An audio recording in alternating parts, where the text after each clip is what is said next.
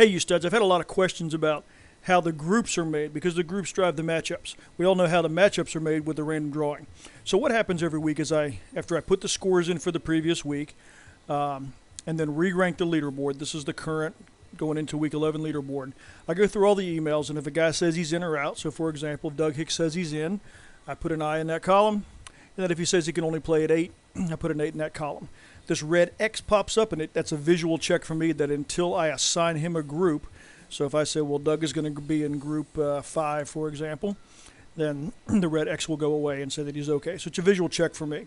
So basically, I'm going down, reading the email, guys in, guys out, guys in, guys in, and what time he can play.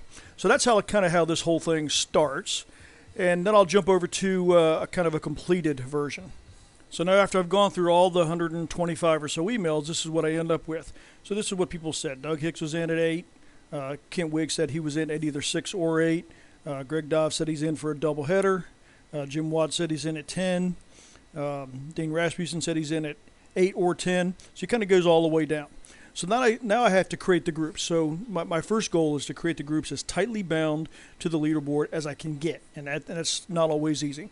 So the first thing I do typically is go down and say who said they can play at 6, because I want to put as many guys at 6 as possible because it frees up courts for later in the day.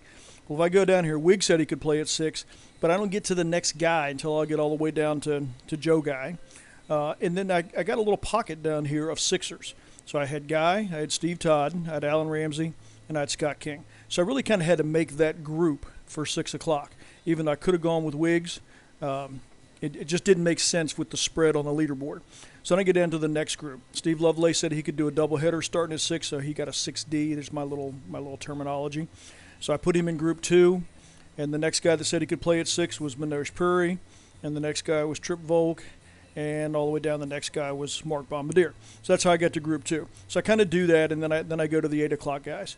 The 8 o'clock worked out pretty good because it was pretty tightly grouped here. Keep working my way down.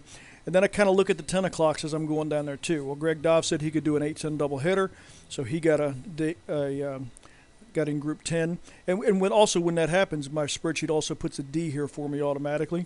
It reminds me that guy got a doubleheader because sometimes I just get cross-eyed looking at all this. Ed Childs is the same way. He wanted a 8-10 doubleheader, so that's how that worked. And I just kind of rolled that all the way down. I have a couple of calculators up here that tells me how many people I have assigned to that time frame. Make sure I've got divisible by 4. And then down here I've got some other calculators that kind of tell me, who selected what. And then as I'm making the groups, I have some more double checks down here just so I don't make a mistake.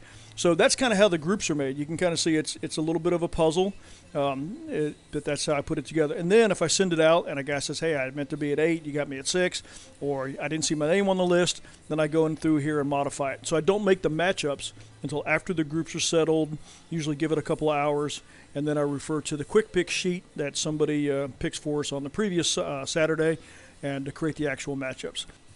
All right, so that brings us to what you guys are used to seeing in your email, which is a breakdown of the groups 6, 38, and 10. I send this out. I let it sit for a couple of hours, make sure nobody's going to get back to me and say I made a mistake. And I highlight the guys that had the doubleheaders. In this case, it was only 4 because we've got some pretty heavy court constraints this week. I also only have 11 courts, only 11 courts at 8 o'clock. So there's always one group that's either 4 or 12 rather than all 8s. So that's how the groups work. Now let's go to the matchups. Okay, so after the groups have been made, I cut and paste the groups into a different sheet on my spreadsheet. And I've got these little objects over here that help me to create the matchups. So if you refer to the piece of paper that Mickey has some guy fill out every week, a lot of you have done this. Mario's done it. Mark Griffey's done it. Most of you have. Last week, Troy Young filled it out. So he put down a list of letters, like you see here, F, D, D, F, B. And those correspond to here. So once the groups are settled, I paste everything in here, and I come in and I put in the letter that the man had put in. So if I put in an F here, it will say, well, based on this 4 guys, it's going to be Joe and Scott against Steve and Alton. Now, if he had said, well, it's an A, then I just put in an A, and it makes me a different matchup.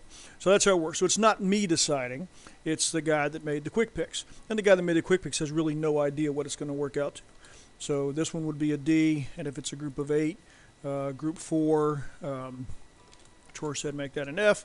So it's going to be Frank and and Dave against Peter and Alberto. And then I just print this part of it, and this becomes the sheet that everybody writes their scores on, and then the whole week starts over again with entry of the scores.